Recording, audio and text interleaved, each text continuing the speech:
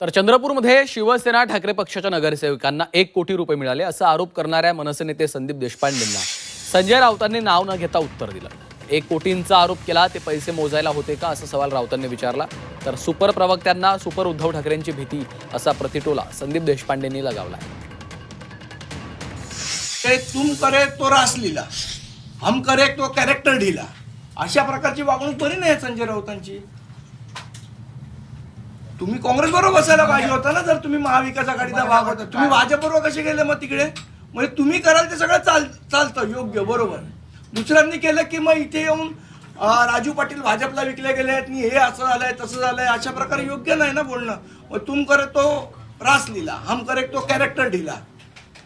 तुम्हाला वाटतं कारवाई केली पाहिजे? कारण म्हणजे कल्याण नाही, कारवाई करायची नाही करायची त्यांच्या पक्षाचा विषय, त्याच्यामध्ये मी पडणार नाही। पण माझी जी माहिती आहे ती जे नगरसेवक गेले, जी मला माझ्या ऑथेंटिक सूत्राकडनं मिळालेली माहिती आहे, प्रत्येक नगरसेवकाला 1-1 कोटी रुपये हे दिले गेलेले आहेत आणि प्लस या बाकीची ऑफर आहे जी माझी चंद्रपूरमध्ये जे उबाटाचे नगरसेवक गेलेत त्यांना, आणि जो अपक्ष नगरसेवक गेला त्याला 50 लाख रुपये दिले।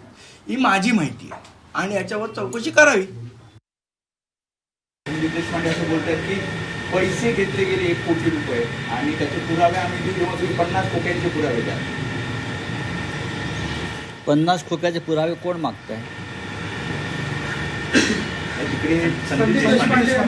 ठीक आहे, सोडून द्या।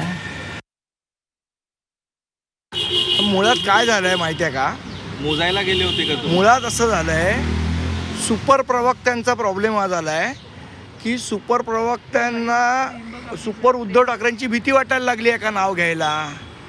सुपर उद्धव ठाकरेंनी सगळ्या चंद्रपूरचं कान घडवून आणलं आणि सुपर प्रवक्त्यांना याबद्दल कल्पना सुद्धा नव्हती। त्यामुळे सुपर प्रवक्त्यांनी आता काय झालंय, सुपर प्रवक्ते काय करतात आता चंद्रपूरचे नगरसेवक तर गेले। आता लहानपणी जी आपण गोष्ट ऐकलेली, अगं अगं म्हशी मला कुठे नेशी, अशी अवस्था संजय राऊतांची झाली आहे। त्यामुळे असं बोलावं लागतं त्यांना, तो त्यांचा भाग आहे बोलण्याचा, न बोलून सांगतील कोणाला, अशी त्यांची अवस्था झाली आहे।